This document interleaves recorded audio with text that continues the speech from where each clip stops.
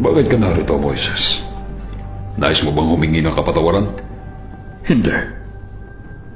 May dahilan kaya ako iniligtas ng Diyos.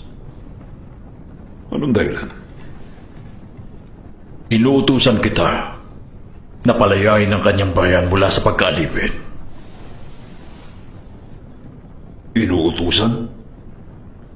Palayain mo ang aking bayan. Matapang ka sa pakikipaglaban, Moises. Ngunit hindi mo alam kung kailan ka atras.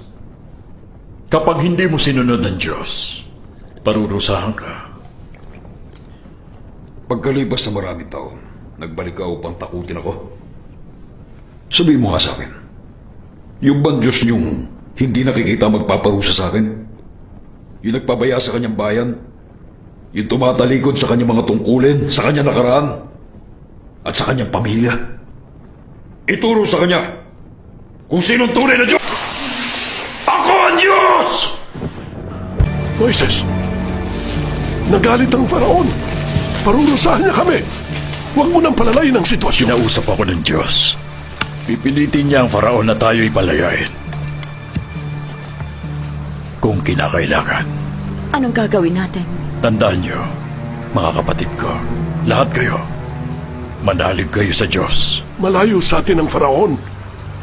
Hindi ba't hindi kanya pinakinggan nung kaharap mo siya? Paano kanya pakikinggan ngayon? Pagmasdan mo.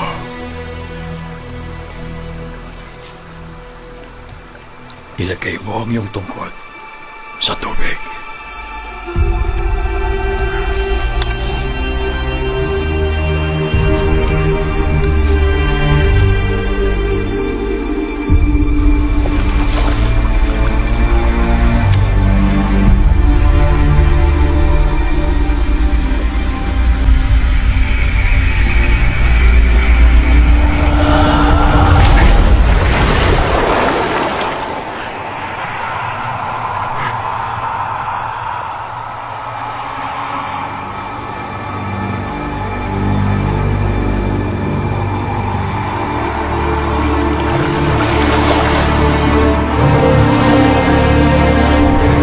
Mahal na Faraon!